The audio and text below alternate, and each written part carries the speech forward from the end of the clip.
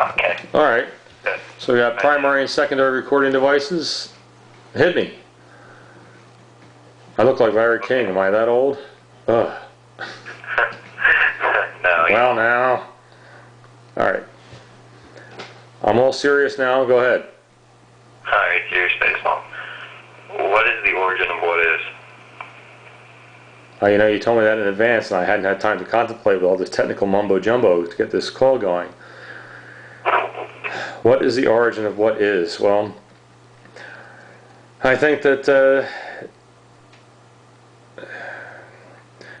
universe has assembled these little organisms that ultimately got more and more sophisticated until they could get to a point to be aware that they were actually in the universe. And I'd say the origin of what is the same as the origin of everything that is. Is that cryptic enough? That's the best one I've gotten so far. And the second one is, what is the destiny of what is? Well, the destiny of what is not. So it seems clear that everything that exists stops to exist, including the universe itself, from the Big Bang to the Big Crunch. From planets being born out of primordial gas to being consumed by the expanding sphere of the star.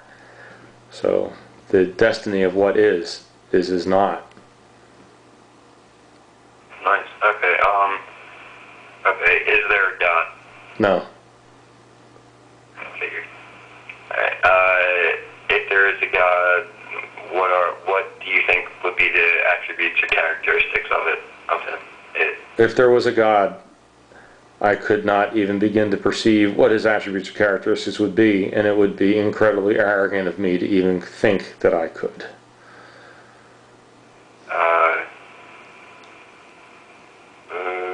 How does your personal story color your beliefs? So do you understand? Like, your life. How does that make you think the way you do? I think that my life is more the result of the way that I think. I don't think that my life drives me to think a certain way. I think that I drive my life. I know there are perpetual victims out there that feel like their lives drive them and cause them to do things and cause them to think a certain way. I think that the reason why I am is because of the way I think. So I don't believe that's a legitimate question. Okay.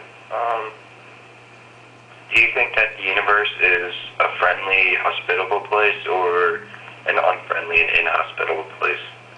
Christ, the end of my street is not a hospitable place. I certainly don't think the universe is. I think we've got a nice little cocoon here, insulating us from the deep cold and the spurious pieces of rock streaking by.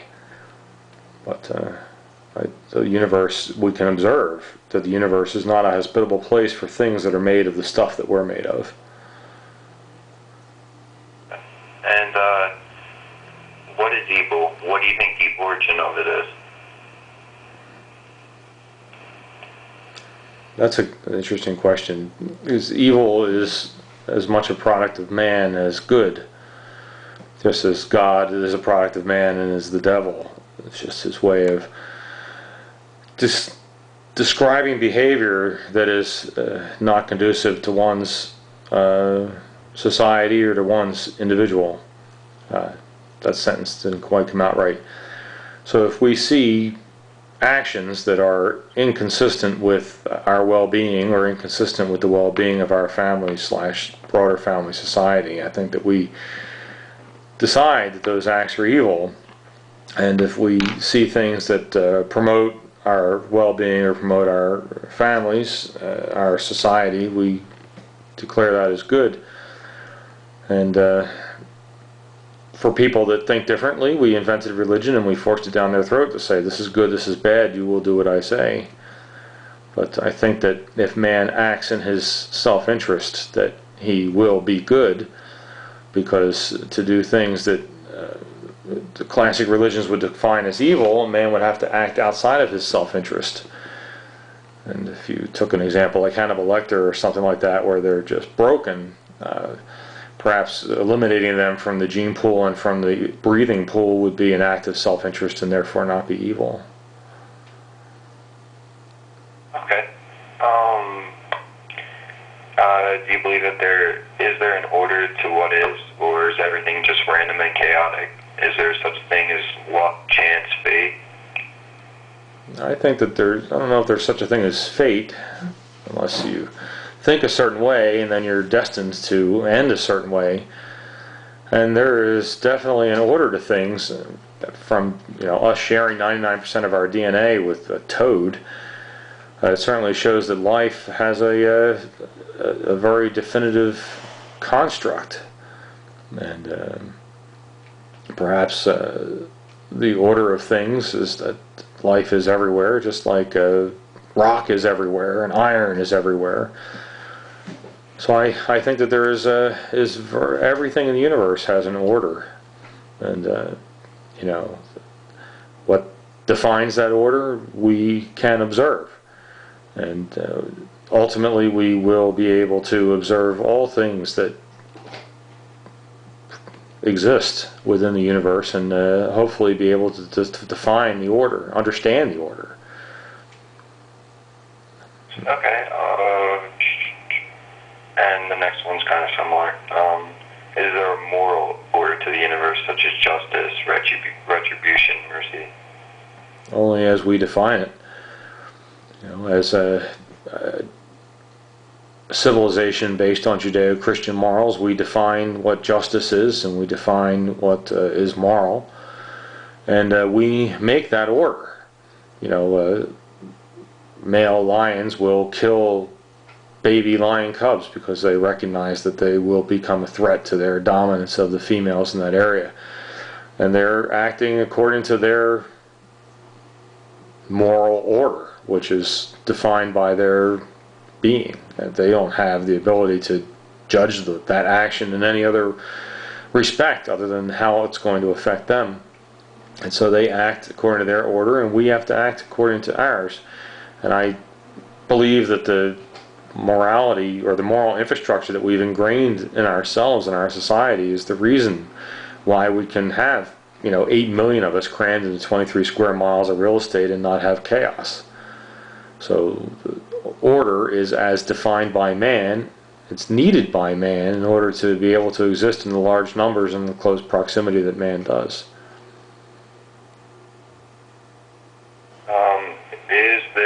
Is there life after death? Do you believe is there a soul, spirit in humans that survives our physical deaths? No. If you want more, we are really just machines. And as machines, everything that we are is a result of organic interaction with our environment. And if you think about a baby's like an unformatted disk. And if you even think to what is language? What's the language center? We develop our language center very early in our existence, and then we frame everything that we are able to input with our senses through the language center, and we build the building blocks of what is our brain, and that brain defines our existence. If I was to get shot in the head tomorrow and miraculously survive, big parts of my brain were missing, parts of me would be missing, parts of me would be dead, and I would become a different machine. And there's nothing inside of me that's not organic. Right. How can you know that what you do is the right or good thing to do?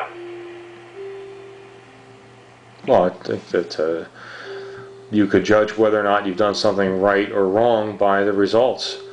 If you take the simple thing like putting your hand on a hot stove, well, that was wrong, because you get immediate results. And if you choose to, not go to school and do drugs and get your girlfriend pregnant at 14, and my God, I'm 45 years old and I live in a trailer park, I have bad credit and I have a crap car and I have no money. So obviously what I did was wrong. if you could be so introspective. But most of those people that think like that don't realize that their actions have consequences that are sometimes really long term. I smoked cigarettes for 35 years. I have lung cancer. I guess smoking cigarettes was wrong. How do I know? Because I'm going to die. And otherwise, I might have lived to be 100. So, yeah, you can determine if the actions that you take are right or wrong. If you could determine if your actions are morally right or wrong by how society reacts to them. If they drag you away, lock you in a cell for 45 years, hey, yeah, it was probably wrong. If the society is a moral or just society based on what we adhere to, which are Judeo-Christian morals. Well, I sound like a liberal, and I assure you I am not a liberal.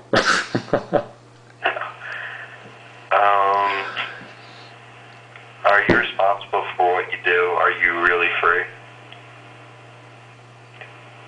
I feel like I'm responsible for what I do. I could walk down the street and kill 75 people before they caught me.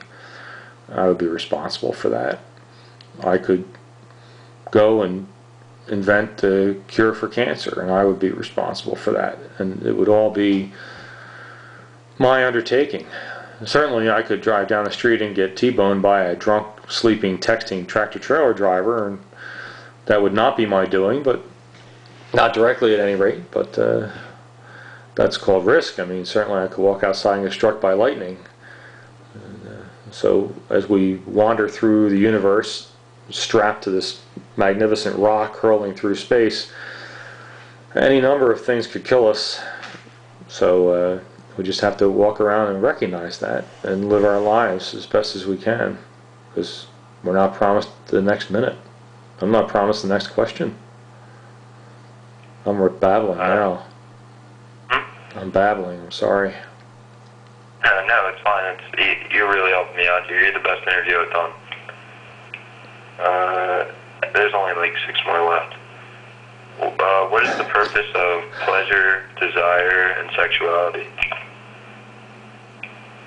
Well, it's funny. That's almost a trick question, because there's a guy who doesn't believe in God, says there's a purpose to all this shit. But I do think that those things have purpose, and in the same way that pain has purpose. Obviously, if life is going to survive, it has to be tenacious, and the tenacity of life is obviously the drive to stay alive, and also the drive to reproduce. That's coming from a guy who doesn't have kids. But the drive to reproduce has to be so innate in life that it has to be equal to the drive to stay alive. So I think that pleasure and pain and all those things tie into that. So we want to have pleasure, we crave it, and so we reproduce. Here's one for the philosophers. Every technological achievement of mankind is because somebody wanted to get laid. Maybe I don't really believe that, but you could easily see that what drove man to accomplish. First, primitive man that needs the way that he got the mates and achieved the pleasure was to be the strongest. And then slowly it turned that the man who was the smartest got the money and got the mates. And so we've become very abstract in our understanding of what we need to do to get pleasure. But the pleasure drives every achievement of man, and the pain limits the achievement of man. Okay. What is the purpose of work?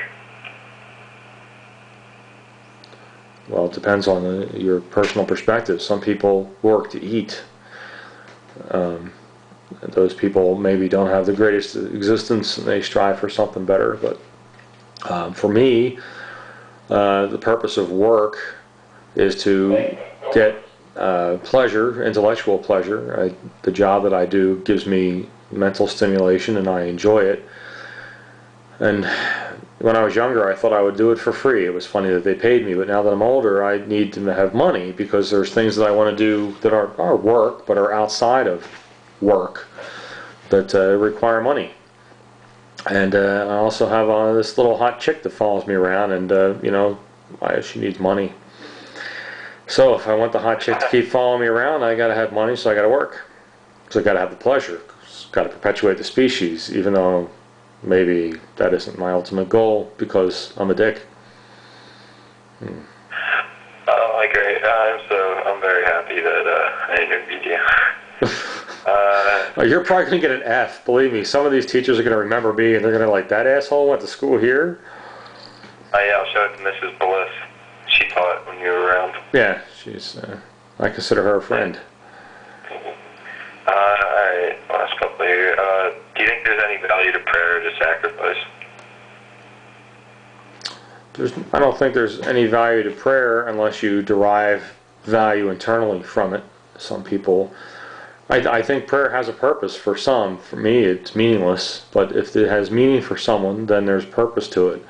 Some people might need that to stabilize their organic chemistry in order to accomplish something.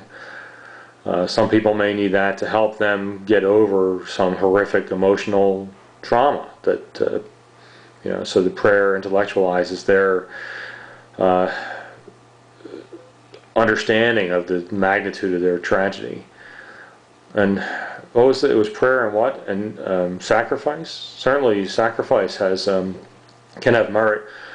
If the Fatima kids walking around stabbing themselves with sticks, certainly it was without merit, I think. But the sacrifice of maybe, hey, you know what? I don't need that car.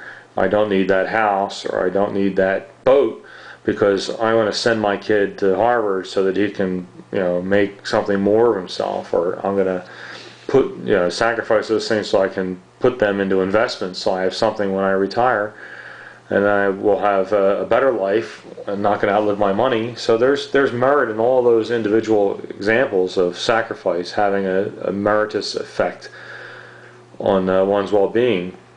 It kind of ties back to what I was getting at earlier, where you act in your self-interest. So you can sacrifice in your self-interest. And you could potentially take pleasure in your self-interest and wind up doing yourself a disservice. And that would cause pain of either, on some level, that would cause you to rethink those decisions. All right. How would you determine the value of the human life, your own life?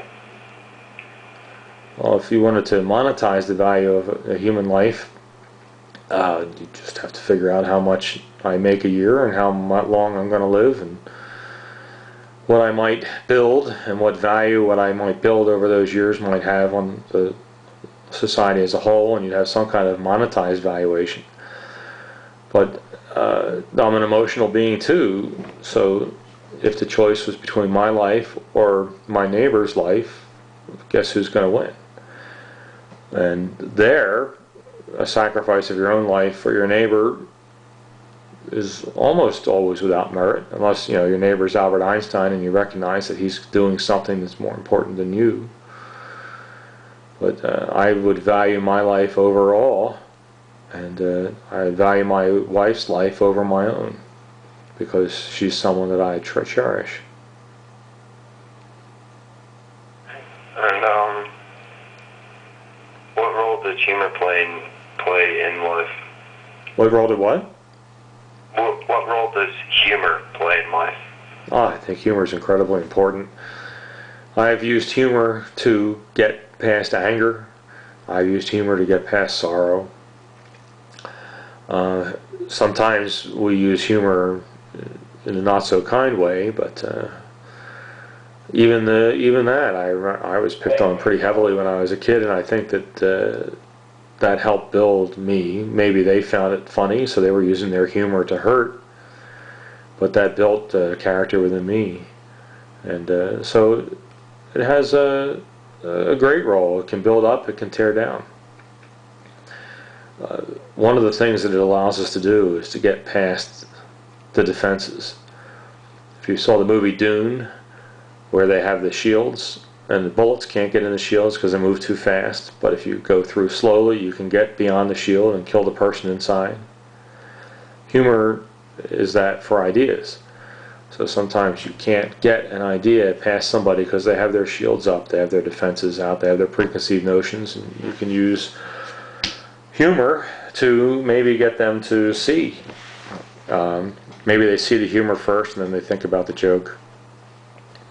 So I use humor as a weapon sometimes. As a that's enough of that. Babble on forever.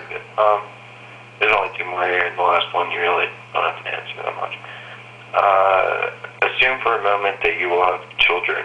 What would you teach them about God, religion, morality, sexuality, life? I would teach them to have their eyes open. Just listen. I mean, I was born and raised Catholic. I was an altar boy. I went to Holy Ghost. And I just listened and had my eyes open. And all you can do is look. I wouldn't give them any preconceived notions because I think that they're dangerous. And sometimes they have the law of unintended consequences seems to be running rampant now in our society. And I think that, I've observed, to just go off topic for a second, that the children of the wealthy are often losers. And it's because they don't struggle, they don't have to make decisions, they don't have to have their eyes open, they don't have to understand anything, they just have everything. And so as a result they just run around and ultimately they just crash and self-immolate. Well, I think that if you have children, you instruct them in what you think and you just have them have their eyes open. Because if you raise your children hardcore Catholics, they're going to rebel. Like, look at the Amish. A lot of Amish kids leave. I think the whole Amish thing is in trouble because the kids are all leaving. Because they get out and they don't come back. And it's because they have had such a lopsided view that the only way they can see to incorporate other ideas into their existence is to completely go away from the primary existence of the, what is their family tradition. I think that happens a lot. So if you raise kids, you have to raise them to your moral character, if you will, but you have to make sure that you allow them to have their eyes open. Because if you don't, they're going to go towards exactly what you don't want them to do. So, like, oh, don't look in the black box, Billy. As soon as they're out of the house for a second, oh, look at this. Is this a gun? Bang, somebody's dead. So, you instead you show your kids what's in the black box. You explain it. Does that make any sense?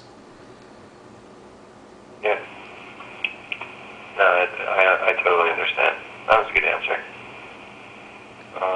The last little question here is has answering these questions helped you understand your own beliefs about the cosmos and your place in it? It's funny because I think about that constantly. The nature of the universe.